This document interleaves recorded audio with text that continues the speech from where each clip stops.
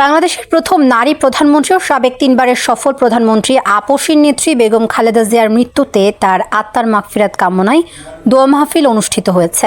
মঙ্গলবার ২০ জানুয়ারি দুপুরে ৩টায় পঞ্চগড়ের দেবীগঞ্জ উপজেলার টেপরিগঞ্জ ইউনিয়নের ৫ নম্বর ওয়ার্ডে জয়নাল আবেদিন বাড়ির আঙিনায় এই দোয়া মাহফিল অনুষ্ঠিত হয়।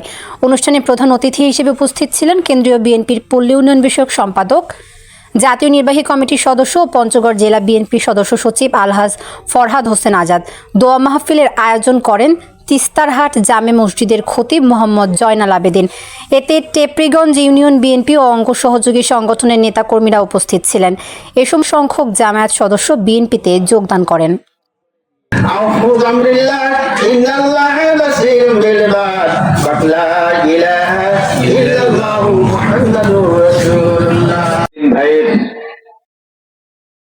বাসার সামনে এবং তার সভাপতিতে আজকে বাংলাদেশের ইতিহাসে প্রথম নারী প্রধানমন্ত্রী এবং আরব বিশ্বের দ্বিতীয় মহিলা প্রধানমন্ত্রী,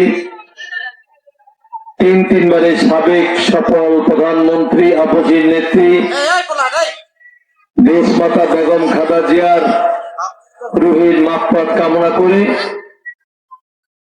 এই দোয়া মাহফিল এবং